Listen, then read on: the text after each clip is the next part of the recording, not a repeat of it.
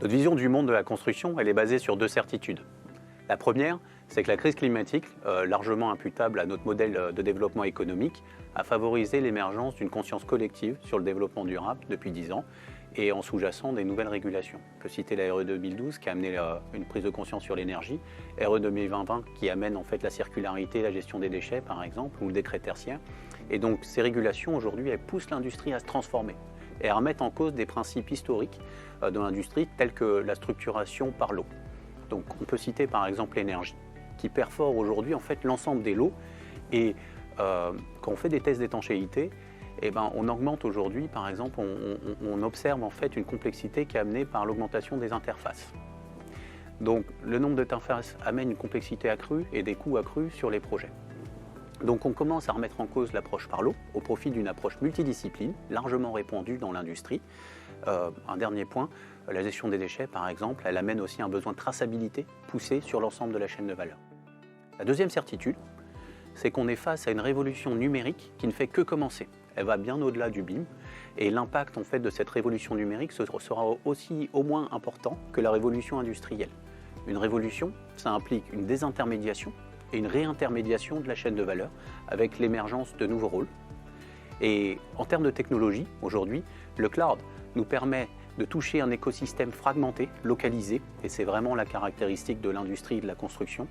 L'approche de design génératif nous permet de lier le trait de crayon de l'architecte des exigences à un jumeau numérique qui anticipe en fait la faisabilité du projet en liant des expériences de construction à ces exigences et ce trait de crayon.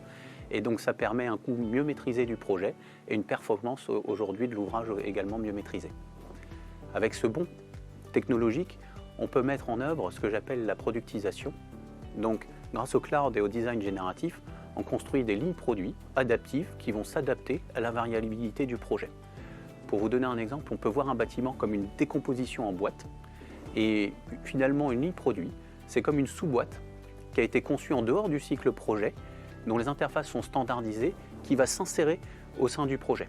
Grâce à cette approche, la variabilité est accrue et on adresse finalement le challenge du développement durable, réduction des interfaces, donc maximisation, réduction des problématiques, réduction des déchets, amélioration de la performance de l'ouvrage, intégration de matériaux innovants. Et c'est définitivement ce qu'on fait avec nos partenaires stratégiques Bouygues Construction.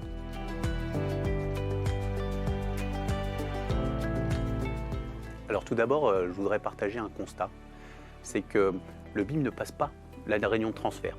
Et on observe qu'il n'a pas amené aujourd'hui les gains de productivité attendus sur le chantier. Dans une base vie, aujourd'hui, vous verrez sur les murs, en fait, il y a des plans, des plannings en format A0. Et les plans, finalement, c'est une mise à plat du BIM. Donc, on repasse à une mise à plat de la maquette BIM. Pour quelle raison? C'est parce qu'aujourd'hui, il manque une information au sein du BIM qui est en fait la réponse à la question « Comment je construis ?» Pour construire un bâtiment, il faut une nomenclature. C'est la liste des courses, finalement, et des instructions de montage. C'est le jumeau numérique qui, en allant suffisamment dans le détail, amène cette capacité. Aujourd'hui, ce détail n'existe pas dans le BIM et il n'existe pas dans les plans. Donc cette information, elle est dans la tête des conducteurs de travaux, des artisans, des sous-traitants, c'est les héros du chantier qui finalement anticipent, lisent une conceptualisation et arrivent en fait à générer une construction organique.